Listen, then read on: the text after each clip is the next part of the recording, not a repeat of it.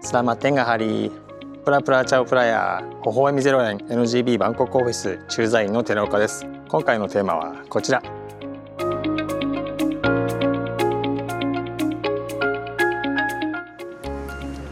はい、今回はマレーシアの首都クアラルンプールに来ています。この後ラジャダリル&ローという法律事務所に訪問し、知財チームの方々とお会いして今回のテーマについてお話を伺ってみたいと思います。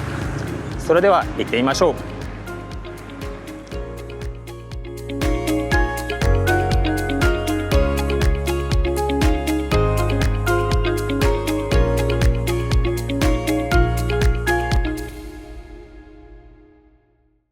Well, thank you very much for taking your time today for this video recording. And I thought that it would be very interesting for our Japanese subscribers to hear about trademark recordations here in Malaysia. Yeah. So is it true that there are like two types of trademark recordings in Malaysia? One of which is like custom record Yep. or custom notifications. Yep. And the other one is like something called brand of baskets. Yep. That's right. Okay. Yeah, Can so you please describe. yeah, sure. Thank you for having us, Hiro-san. So yes, there are probably one more official type of recordation. We call it border measures. That's actually prescribed under our Trademarks Act in Malaysia. So that's the one where you are able to make a complaint directly to the Registrar of Trademarks, who will then get in touch with the customs in order to try and stop any shipment that's coming in. Yeah, so that's a very official route. There are procedures to follow under the Trademark Act for that, quite specifically.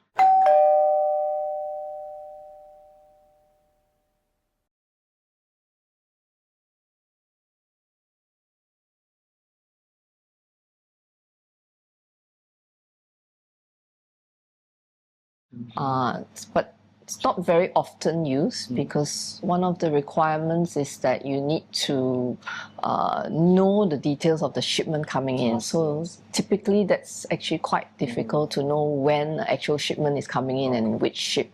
So those are some of the challenges that we have for people who want to use that route. So in order to use this first kind of measures, Border measures. you need to apply for some request. You need to put in a request and a form to the Registrar of Trademarks, and then they will then coordinate with the customs office to try and stop the shipment from coming in. So that would be usable when the brand owners knows that some kind of counterfeit product is It's on its way, it's going to stop by and transit in Malaysia, or it's coming to Malaysia. Yeah. So how often are those type of measures are used? To be honest, I think seldom.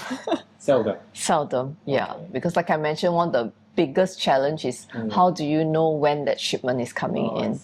Yeah. So if the brand owners in Japan wants to like try using this system, Yes. they will need to know when or what type of product will come in. That's right. Yes.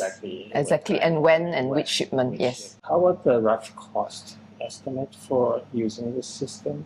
Rough you need cost? to pay for the custom officers for doing some actions? No, you wouldn't need to pay the custom officers, but what may happen is that the other costs involved would be more of the storage costs, because sometimes when they seize the goods, they need to store it first before they are able to do the verification. So I think there are a lot of add-on costs.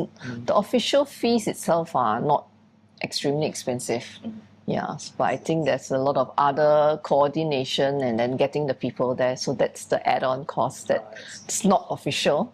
Yeah, so if you So the first measure, maybe it's rather difficult to be used by some foreign companies. It is, to be honest, it is. Sometimes we do unofficially, means if someone's familiar with the customs office, they do alert them that in case you come across certain shipments that come in and you came across certain brands, we do have customs occasionally also calling the brand owners, trademark agent on record, to tell them that they saw something and to ask whether anyone can go to verify. But that one you need to be really quick. If the custom officer calls, usually the window is 24 hours because they cannot hold back a shipment for too long. So they need you to act very, very fast in those instances. Yep. So how about the second measure? The second measure is, it's basket of brand. It was a program introduced by our enforcement division. I think started back in 2011 and it's still ongoing. That's quite a while ago already. Yeah, so they initiated this program to help with enforcement and to make it easier for brand owners to do their enforcement in Malaysia. So the idea here was that you could register your brand, your trademark with them, and then when they will do their, we call it self-initiated checks and rates by the enforcement division. So in short form, we call them the ED. So when the ED goes round, then if your brand has been registered with them, they will be on the lookout for you. And then what they will do is that if they conduct a raid and they see your brand there, they may also seize those goods for you.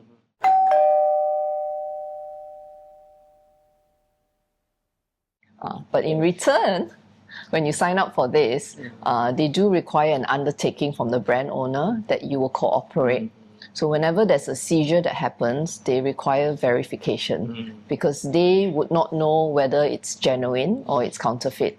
Because if it's genuine, then they'll return the goods. But if it's counterfeit, then they will continue on with their prosecution to decide whether there's a compound to be paid or they want to prosecute the trader who was selling the counterfeit goods.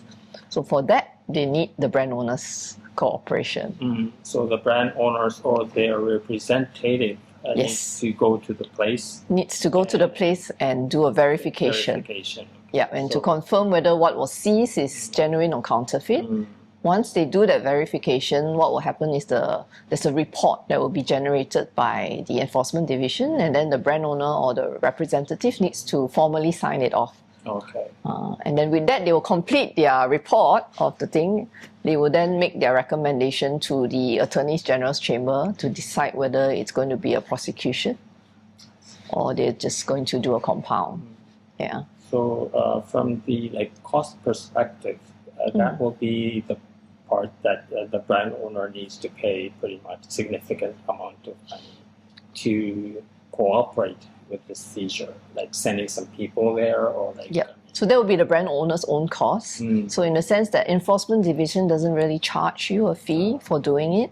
But if your seizure was large, enforcement office may require you to pay or part of the transportation cost or maybe the storage cost. There's always a storage fee, but they do have their own storage. So usually this goes into the storage. So if you ask me, the any fees that's encountered will be probably the brand owner's own fee of sending their representative to go and verify. If it's local in the Klang Valley, I think the cost will be low. But sometimes the seizure can happen up north, near the borders, near Thailand. And that's when, when to send your representatives over, there might be a little bit more cost involved. Yeah. How about the cost for applying a registration for this brand of basket? There's no cost charged by the enforcement division. So no official cost? There's no official cost. How about the attorney's fees? The attorney's fee maybe $500 USD or I think it'll be there or less, because it's a simple registration process. And then the brand owner just needs to sign that undertaking letter, like we mentioned. So the enforcement division tells us that if you frequently do not cooperate, then they may decide not to assist in seizure of your brands, and they use the word they might blacklist your brand.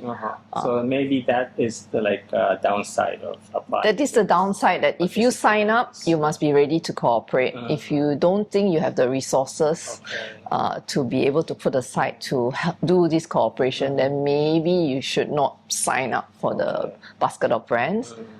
Does not stop you from still initiating your own complaints to ask for assistance. It's just that you don't put yourself permanently on the program. So you can still do your one-off letters to inform them of complaints of counterfeit, and then together with your attorneys, take the necessary action to conduct a raid. But if you participate in this basket of brand things, I mean, you cannot expect how large seizure will happen. You will not which know. area or Yes. like, when it will happen. Yes, it can be quite random. You don't know when it'll happen. So that might be some kind of a risk in participating in this brand Yep. ambassador. So I suppose if you know the landscape in Malaysia and you are, as a brand owner, you're aware that there is a lot of imitation or counterfeit, then it might be a good idea, because then you know that there's a lot of counterfeit products around, so that when the enforcement division goes around, they actually do pick it up. But if you think that it's more isolated cases once in a while, then probably it's better to just do the regular one-off complaint once you notice there's a very big shipment that came in. Your own investigations have revealed where it might be stored. And then together with the private investigators that you hire, we could be doing track purchases and getting ready to raid and hopefully have a substantial seizure. Then it will work out better for the client. Yeah. Thank you very much. Do you have anything to like add on to this? Not really. Okay. Yeah. So how about the training sessions for custom officers in Malaysia? Yeah, like in Thailand, there's like VIP professionals or consultants are like regularly having some training sessions for custom officers or police officers, officials, to like educate them. Invite them to some hotel room and invite brand owners as well. And do some educations. But I heard from some other IP law firms in Malaysia that it's quite rare for those type of sessions to happen in Malaysia. We have organized for our clients before, but it's like self-organized, so it wouldn't be many brand owners coming together. So it could be a particular brand owner, or it could be a particular industry of brand owners that are coming together, and then they would then want to educate the enforcement officers how to look out whether it's counterfeit or not. So they do have sessions. The enforcement division as well as customs, they're quite receptive to learning and knowing more information. One of the problems we will have, I think, is that enforcement division is split by the states. So you cannot just teach one state. You might teach the enforcement division of the Selangor and the Wilayah Persekutuan as well as the headquarters in Putrajaya. You can get the officers together, have a one-day session to teach them about your brand, what's the problem, how to look out for issues. But then you may have to repeat this session if you go up north or east coast, because I think every state has a different problem. And depending, I mean, some of them, for instance, t-shirt jerseys, right? A football jersey.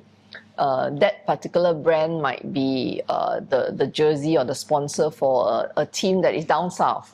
Therefore, the infringement won't happen here in central or up north, because the t-shirt is used for a state team which is down south. So then the infringement will probably happen down south. So in those circumstances, then you want to be educating the enforcement division of the southern states of Malaysia, because they are the ones who may see the products, as opposed to ones in Central, because there are no football fans in Central, right? They're all down south supporting their team. So it could be that sort of issue. So I think you can organize. It has to be quite targeted. You want to know where your product is surfacing so that you educate the officers of those states. Then it'll be more effective. But yes, they do. I don't think the enforcement will say no. The police may not participate. Normally, the raids are conducted by customs or the enforcement division, not the police in Malaysia. So it's not like practical to like send all the invitation to all the custom officers in every part of your country. They're going to ask you who's going to pay for the cost to coming down to Kuala Lumpur, for instance, to do the training, right? Yes. So it might be probably more cost effective for the client to consider whether they go out, they see. So it will take time. It could take some time. Those educations in every part of Malaysia. Sure, yes, that's right. Okay, thank you very much. Okay, great. Thank you. Okay, how was it? I don't know. You have to tell me, how was it? はい、ということで今回のテーマはいかがだったでしょうか。それではまた次の動画でお会いしましょう。